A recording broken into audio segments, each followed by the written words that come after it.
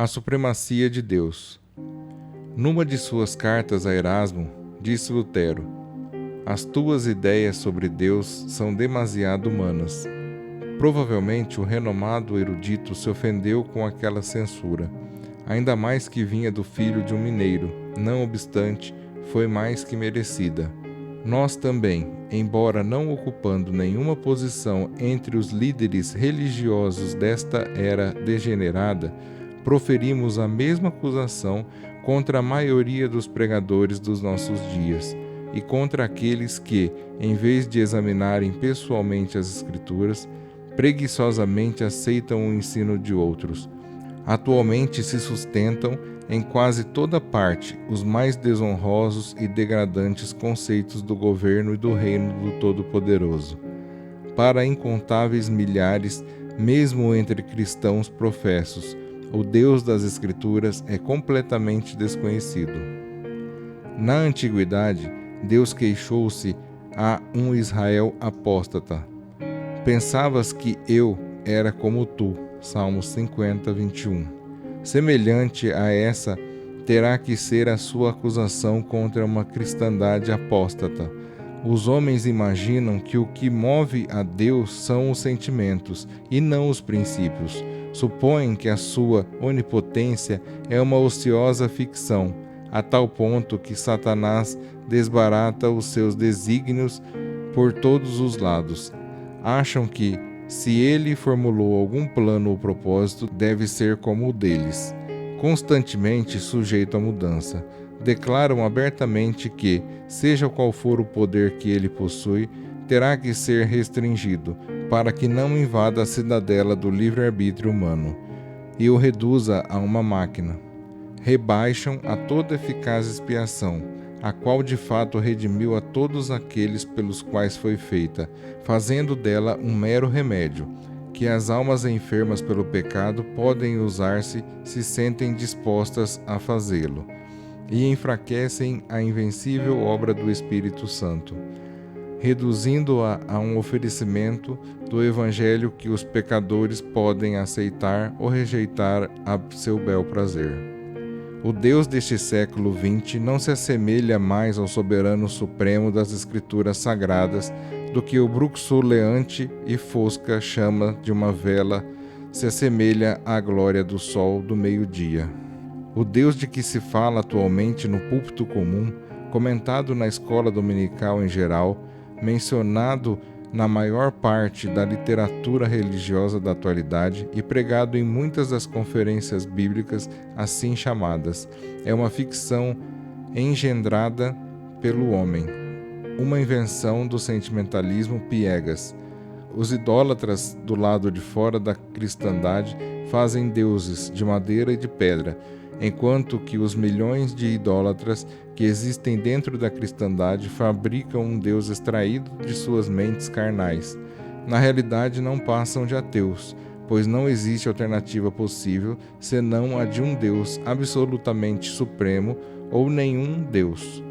Um Deus cuja vontade é impedida, cujos desígnios são frustrados, cujo propósito é derrotado. Nada tem que se lhe permita chamar deidade, e, longe de ser digno objeto de culto, só merece desprezo. A distância infinita que separa do Todo-Poderoso Criador as mais poderosas criaturas é um argumento em favor da supremacia do Deus vivo e verdadeiro. Ele é o oleiro, elas são em suas mãos apenas o barro que pode ser modelado para formar vasos de honra, ou pode ser esmiuçado. Salmos 2:9. Como lhe apraz.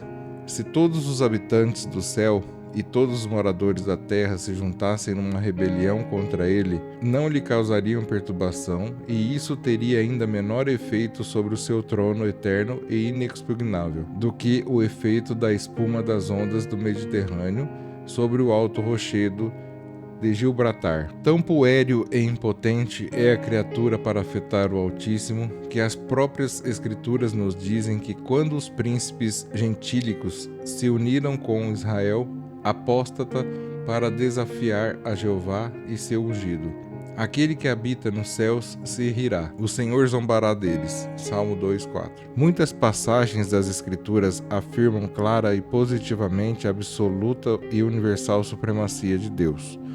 Tua é, Senhor, a magnificência e o poder, e a honra, e a vitória, e a majestade. Porque teu é tudo quanto há nos céus e na terra. Teu é, Senhor, o reino, e tu te exaltaste por cabeça sobre todos. E riquezas e glória vêm de ti, e tu dominas sobre tudo. E na tua mão há força e poder, e na tua mão está o engrandecer e o dar força a tudo. 1 Crônicas 29, 11 e 12. Observa-se, diz, dominas agora, e não diz, dominarás no milênio. Ah, Senhor, Deus de nossos pais, porventura não és tu Deus nos céus? Pois tu és dominador sobre todos os reinos das gentes. E na tua mão há força e poder, e não há quem te possa resistir, nem o próprio diabo. 2 Crônicas 26. Perante ele, presidentes e papas, reis e imperadores são menos que gafanhotos. Mas, se ele está contra alguém, quem então o desviará? O que a sua alma quiser, isso fará. Jó 23:13. Ah, meu leitor, o Deus das Escrituras não é um falso monarca, nem um mero soberano imaginário, mas Rei dos reis e Senhor dos senhores. Sei que tudo podes, e nenhum dos teus pensamentos pode ser impedido. Jó 42:2. Ou, segundo outro tradutor, nenhum dos teus propósitos pode ser frustrado. Tudo que designou fazer, ele o faz, realiza tudo quanto decretou. Mas o nosso Deus está nos céus, faz tudo o que lhe apraz. Salmo 115:3. Por quê? Porque não há sabedoria, nem inteligência, nem conselho contra o Senhor. Provérbios 21:30. As Escrituras retratam vividamente a supremacia de Deus sobre as obras de suas mãos. Toda a matéria inanimada e todas as criaturas irracionais executam as ordens do seu Criador. Por sua vontade, dividiu-se o Mar Vermelho, e suas águas se levantaram e ficaram eretas como paredes. Êxodo 14. E a terra abriu suas fauces, e os rebeldes carregados de culpa foram tragados vivos pelo abismo. Números 14. À sua ordem o sol se deteve. Josué 10.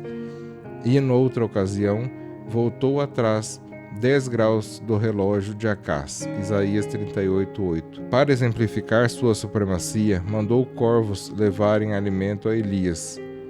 1 Reis 17. Fez o ferro flutuar. 2 Reis 6:5.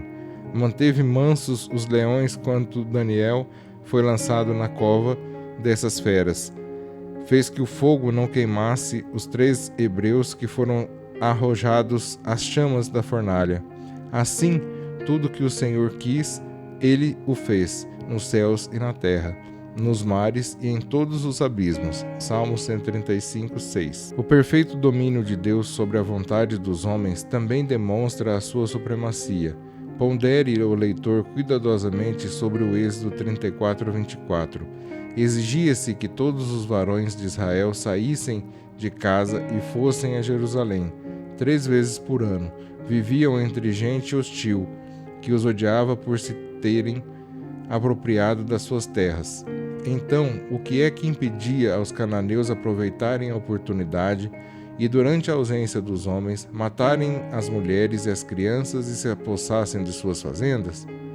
Se a mão do Onipotente não estivesse até mesmo sobre a vontade dos ímpios, como poderia ele ter feito esta promessa de que ninguém sequer cobiçaria suas terras?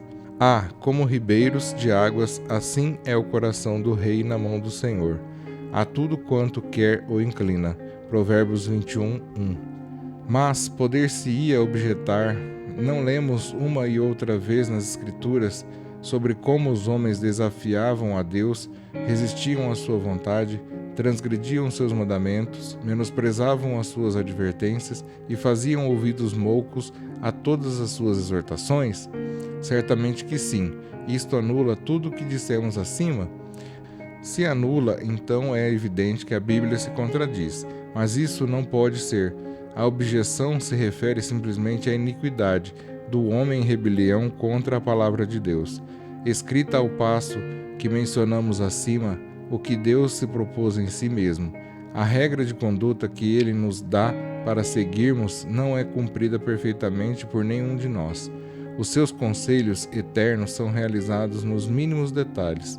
O Novo Testamento afirma com igual clareza e firmeza a absoluta e universal supremacia de Deus. Ali se nos diz que Deus faz todas as coisas segundo o conselho da sua vontade. Efésios 1:11. A palavra grega traduzida por faz significa fazer eficazmente. Por esta razão lemos, porque dele, por ele e para ele são todas as coisas. Glória, pois, a ele eternamente. Amém. Romanos 11:56. Os homens podem jactar-se de que são agentes livres, como vontade própria, e de que não têm liberdade de fazer o que querem. Mas as Escrituras dizem aos que se jactam: vós que dizeis, hoje ou amanhã iremos a tal cidade, e lá passaremos um ano, e contrataremos e ganharemos, em lugar do que devieis dizer, se o Senhor quiser. Tiago 5:13-15. Há aqui, pois, um lugar de repouso para o coração. A nossa vida não é nem produto do destino cego, nem resultado do acaso caprichoso, mas todas as suas minudências foram prescritas desde toda a eternidade, e agora são ordenadas por Deus que vive e reina. Nem um fio de sua cabeça pode ser tocado sem sua permissão. O coração do homem considera o seu caminho, mas o Senhor lhe dirige os passos. Provérbios 16:9. Que segurança, que poder, que consolo isso deveria dar ao cristão real. Os meus tempos estão nas tuas mãos. Salmo 31:15. Portanto, digo a mim mesmo, descansa no Senhor e espera nele. Salmo 37:7.